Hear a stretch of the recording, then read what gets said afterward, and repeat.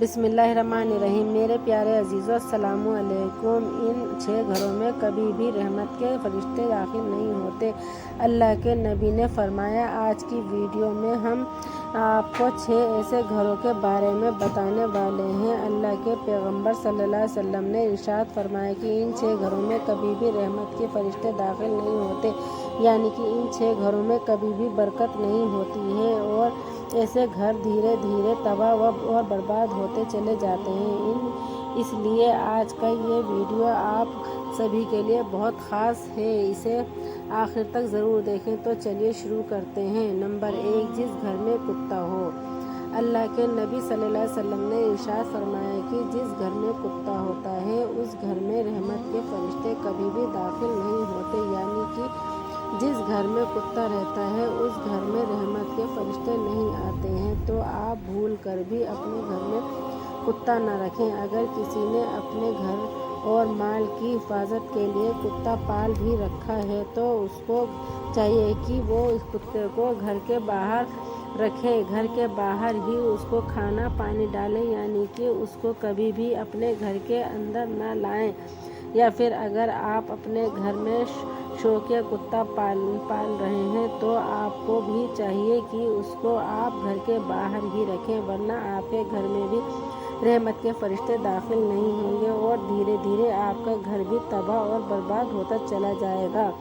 Number 2, जिस घर में किसी जानदार की तस्वीर लगी हो। दोस्तों, अल्लाह के नबी सल्लल्लाहु अलैहि वसल्लम ने इरशाद फरमाया कि ऐसे घर में भी कभी भी रहमत के फरिश्ते दाखिल नहीं होते जिस घर में किसी जानदार की तस्वीर लगी होती है या फिर मूर्ति वगैरह रखी गई हो।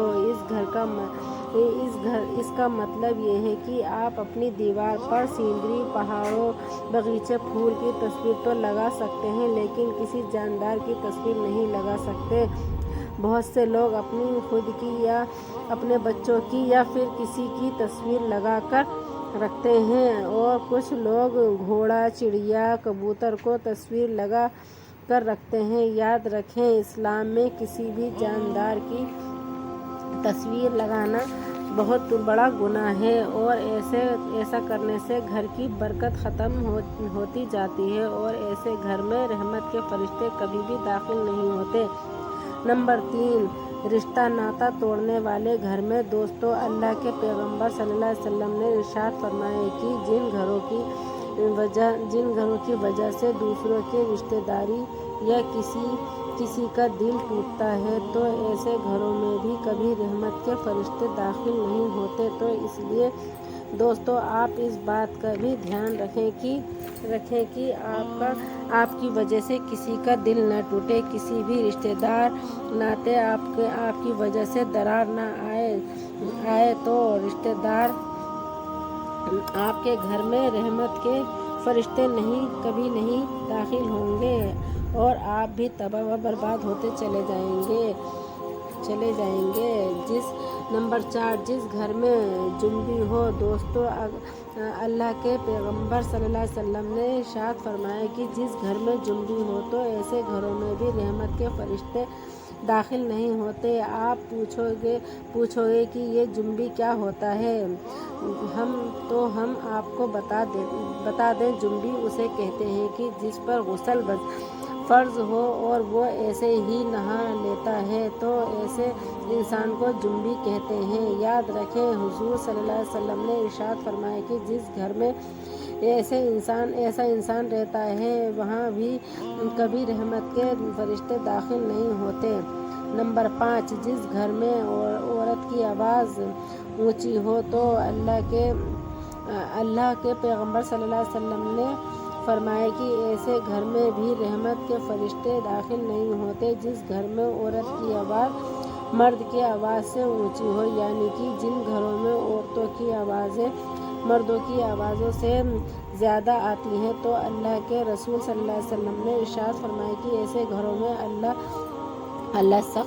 घरों से अल्लाह सख्त नफ़रत करता और ऐसे घरों को 70,000 फरिश्ते दिन रात नालत करते रहते हैं। तो अगर आप चाहते हो कि आपके घर में रहमत के फरिश्ते दाखिल हों और आपके घर में बरकत हो तो آپ کو چاہیے کہ آپ کی گھر کی عورتوں کی آواز چار دیواری کے گھر سے باہر نہ جائے۔